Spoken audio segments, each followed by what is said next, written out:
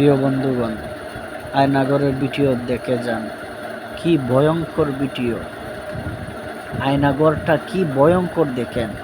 এটার ভিতরে মানুষদেরকে নিয়ে অবিচার, অত্যাচার মানুষকে করা হতো। এই আয়নাগরের ভিতরে দেখেন কি ভয়ঙ্কর এই আয়নাগর। অসহায় মানুষদেরকে, নিরীহ মানুষদেরকে ধরে ধরে নিয়ে এই আয়নাগরের ভিতরে টর্চার করা হতো।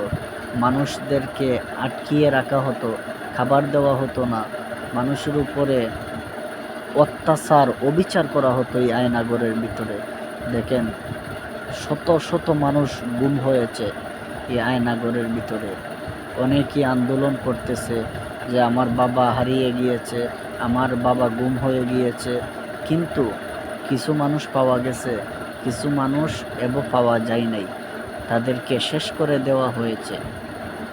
দেখেন তাদের হাড়, তাদের মাথা, তাদের দেহের যে হাড়গুলো আছে, এই হাড়গুলা দেখা যায়। তাদের মাথার যে আছে এগুলা দেখা যায়, কিন্তু তাদের আজও তাদের কোনো কুচপাত্তা পাওয়া যায় না। এই ঘরের মধ্যে মরছে, শুকিয়েছে, পচেছে এই ঘরের ভিতরে। দেখেন কত ভয়ঙ্কর এই আয়নাগর।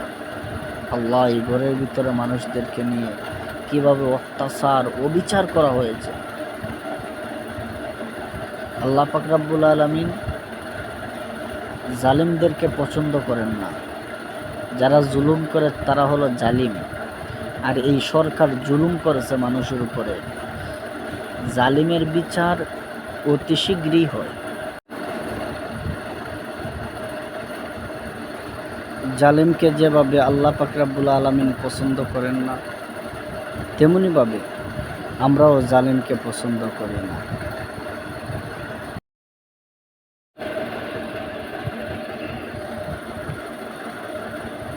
জালিমদেরকে আমার আল্লাহ পাক রব্বুল আলামিন পছন্দ করেন না। তাদের হাতে ক্ষমতা ছিল, এই জন্য কি তারা এই মানুষদের উপরে আক্রমণ করবে, অবিচার করবে? আল্লাহ তাআলা তাদেরকে উচিত বিচার করেছেন, তাদেরকে শিক্ষা দিয়েছেন যে আমি জালিমদেরকে পছন্দ করি না। আজকে তাদের পতন হয়েছে, কত মার চৌকের পানির বদুয়া লেগেছে, কত মায়ের বুক কালি করেছে, কত মায়ের কলিজা ছিদ্র করে দিয়েছে, কত বাবার সন্তান তারা গুম করে রেখেছে, কত মাকে রারি করেছে, কত সন্তানকে তারা এতিম করেছে।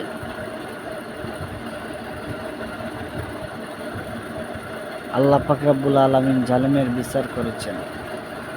এই দেশটাকে যেন শান্ত করেন, আর কোনো বাবা যেন আয়নাগরের ভিতরে না ঢুকতে হয়, আর কোনো মা যেন তার সন্তানকে আয়নাগরের ভিতরে না ঢুকতে হয়। জাতির জন্য যেন মঙ্গল হয়, দেশটা যেন শান্ত হয়, এটাই আমরা কামনা করি। এত ভয়ঙ্কর আয়নাগর, এই আয়নাগর থেকে যেন প্রত্যেকটা মানুষকে আল্লাহ তাআলা রক্ষা করেন। আর যারা জুলুম করেছে, আল্লাহ তাআলা যেন জুলুমকারীর বিচার করেন। জালিম থেকে যেন আল্লাহ পাক রব্বুল আলামিন আপনাকে আমাকে রক্ষা করেন, সেই কামনাই করি, সেই দোয়াই করি। আর যারা পুলিশ ভাইয়েরা রয়েছেন, এই পুলিশ ভাইয়েরা আরও বেশি অত্যাচার করেছে। এই পুলিশদেরকেও পতন হয়েছে। এই পুলিশ ভাইয়েরা বেশি অত্যাচার করেছে মানুষের উপরে।